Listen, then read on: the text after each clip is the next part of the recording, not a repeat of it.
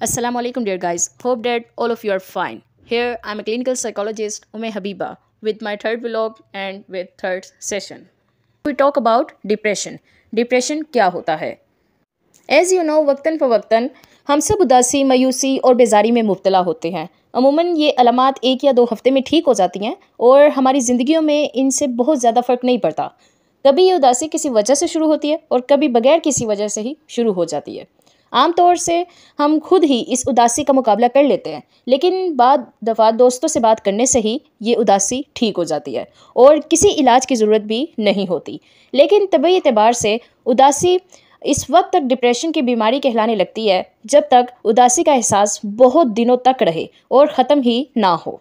उदासी की शिद्दत इतनी ज़्यादा हो कि ज़िंदगी के रोज़मर्रा के मामूलात इससे मुतासर होने लगे।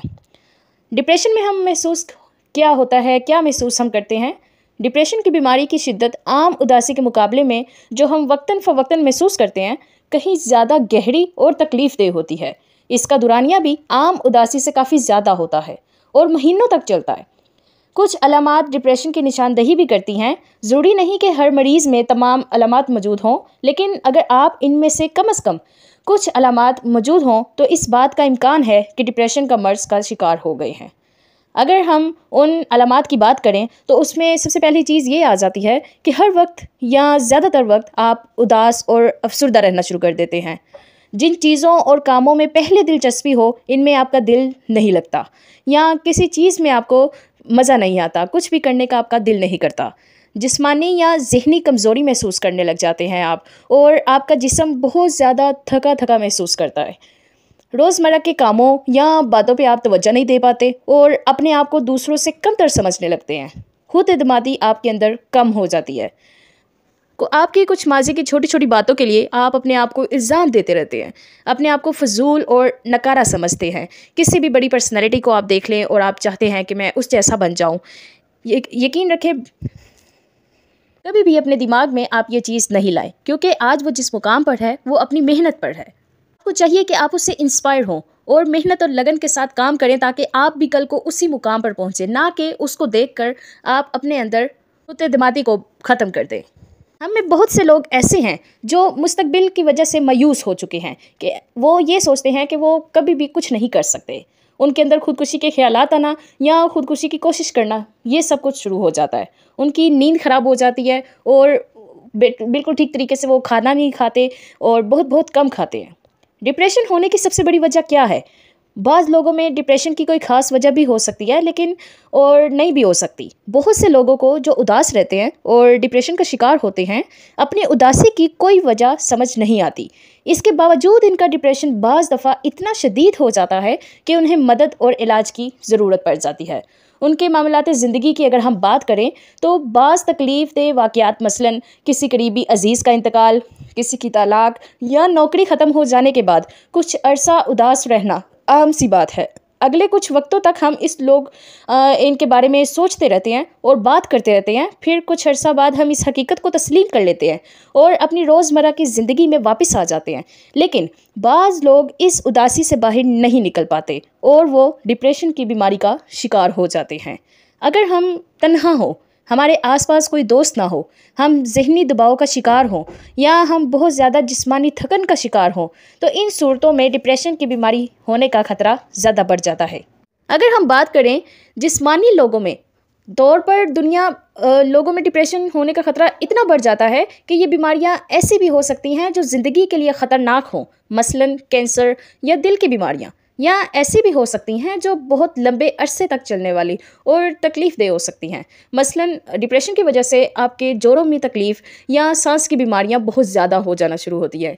नौजवान लोगों में वायरल इन्फेक्शन, मसलन फ्लू के बाद डिप्रेशन होने का इम्कान जो है वो बढ़ जाता है।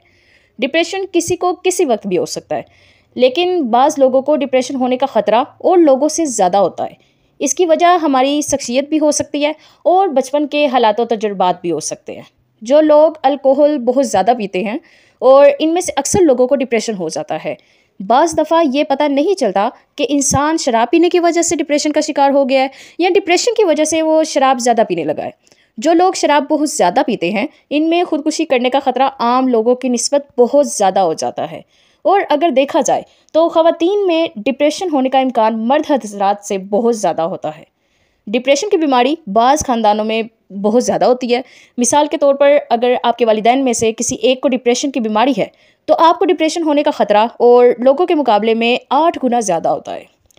जिन लोगों को शदीद डिप्रेशन होता है इनमें तकरीबन 10% लोगों को ऐसे तेज़ी के दौरे भी होते हैं जब वो बगैर किसी वजह से बहुत ज़्यादा खुश रहते हैं और नॉर्मल से ज़्यादा काम कर रहे होते हैं। इस तेज़ी मैनिया और इस बीमारी को बाइपोलर डिसऑर्डर भी कहते हैं। इस बीमारी की शरह मर्दों और औरतों में बराबर होती है और ये बीमारी बाज़ ख़ानदानों में बहुत ज़्यादा है। क्या डिप्रेशन इंसान की ज़ाती कमज़ोरी का दूसरा नाम है? अगर हम यहाँ एक सवाल उठाएं तो जिस तरह से डायबिटीज़ एक बीमारी है, इसी तरह ब्लड प्रेशर का बढ़ जाना एक बीमारी है, इस तरह से डिप्रेशन भी एक बीमारी है। ये बीमारी किसी भी इंसान को हो सकती है, चाहे वो अंदर से कितना ही मजबूत क्यों ना हो। जैसे और बीमारियों के मरीज़ हमदर्दी और इलाज के मुस्तहिक होते हैं, इसी तरह से डिप्रेशन के मरीज़ भी हमदर्दी और इलाज के मुस्तहिक होते हैं, तनकीद और मजाक उड़ाए जाने के काबिल नहीं। डिप्रेशन में आप किस तरह से अपनी मदद कर सकते हैं? अपनी जज्बाती कैफियत को राज ना रखें। अगर आपने कोई बुरी खबर सुनी हो तो इसे किसी करीबी शख्स से शेयर कर लें और इन्हें यह भी बताएं कि आप अंदर से कैसा महसूस कर रहे हैं। अक्सर दफ़ा गम की बातों को किसी करीबी शख्स के सामने बार बार दोहराने, रो लेने और इसके बारे में बात करने से दिल का बोझ जो है वो हल्का हो जाता है। कुछ ना कुछ वर्जिश करते रहें, चाहे ये सिर्फ आधा घंटा रोज़ाना चहलकदमी ही क्यों ना हो। वर्जिश से इंसान की जिस्मानी सेहत भी बेहतर होती है और उसकी नींद में भी काफ़ी ज़्यादा इजाफा होता है और वो बेहतर से बेहतरीन होती चली जाती है। अपने आप को किसी न किसी काम में मसरूफ़ रखें, चाहे ये आपके घर के कामकाज ही क्यों ना हो। इससे इंसान का जहन तकलीफ़दा ख़यालात से हट जाता है। मतवाज़न ग़िज़ा खाएँ, बहुत ज़रूरी है, चाहिए आपका जो दिल है खाने को हो या ना हो। मतवाज़न ग़िज़ा का इस्तेमाल बहुत ज़्यादा करें। ताज़ा फलों और सब्ज़ियों से ज़्यादातर फ़ायदा होता है। डिप्रेशन में लोग खाना खाना छोड़ देते हैं, जिससे बदन में विटामिन्स की कमी हो जाती है और इसकी वजह से आप जानते हैं आपकी तबीयत और ज़्यादा ख़राब हो जाती है। बाज़ लोग समझते हैं कि शराब पीने से इनका डिप्रेशन की शिद्दत में कमी हो जाती है। जैसे आजकल के ड्रामों में, फ़िल्मों में आपने देखा होगा कि ज़रा सी कोई ऐसी बात होती है कि जिसकी वजह से बंदा डिप्रेशन में जा रहा हो, वो ज़्यादातर तंबाकू नोशी की तरफ चला जाता है। इससे वक्ती तौर पर कुछ घंटों के लिए तो फ़ायदा आपको हो सकता है, लेकिन बाद में आप और ज़्यादा उदास महसूस करेंगे अपने आप को। ज़्यादा शराब पीने से आपके मसाइल और बढ़ते हैं, आप सही मदद ले नहीं पाते और आपकी जिस्मानी सेहत भी बहुत ज़्यादा ख़राब होना शुरू हो जाती है। नींद के ना आने से परेशान ना हो। अगर आप सो ना सकें तो फिर भी आराम से लेट कर टीवी देख लें या कोई रेडियो वगैरह सुन लें, आपको जिसकी वजह से जो है ज़हनी सुकून मिले और आपकी जो घबराहट है उसमें भी कमी हो जाएगी। अगर आपको लगता है कि आपको अपने डिप्रेशन की वजह मालूम है तो इसको लिखने और इस पे गौर करने से कि इसे कैसे हल किया जाए, डिप्रेशन को कम करने में आप अपनी मदद आप कर सकते हैं। मायूस ना हो, अपने आप को याद दिलाते रहें कि आप जिस तजुर्बे से गुजर रहे हैं इससे और भी लोग गुजर चुके हैं। एक ना एक रोज़ आपका डिप्रेशन ख़त्म हो जाएगा। चाहे अभी आपको कैसा लग रहा हो कि मैं इस चीज़ से कभी नहीं निकल सकता, तो ये इम्पॉसिबल सी चीज़ है। डिप्रेशन का अगर हम बात करें तो उसका इलाज किस तरह किया जाए। डिप्रेशन का इलाज बातों लाइक साइकोथेरेपी के ज़रिए भी किया जा सकता है, एंटी डिप्रेसेंट अद्वियात के ज़रिए भी और बैक वक्त दोनों के इस्तेमाल से भी। अगर आपके डिप्रेशन की अलामात की नौयत, इनकी शिद्दत और इनके हालात को देखते हुए ये मशवरा दिया जाए कि आपके लिए अद्वियात का इस्तेमाल ज़्यादा बेहतर है या साइकोथेरेपी, हल्के और दरमियानी दर्जे के डिप्रेशन में साइकोथेरेपी के इस्तेमाल से तबीयत ठीक हो सकती है।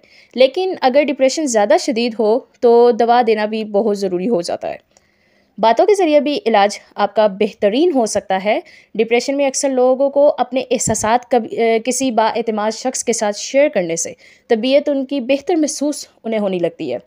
बाद दफ़ा अपने एहसासात रिश्तेदारों या दोस्तों के साथ बांटना मुश्किल होता है, लेकिन ऐसी सूरत में माहिर नफ्सियात यानी साइकोलॉजिस्ट से बात करना ज़्यादा आसान लगता है।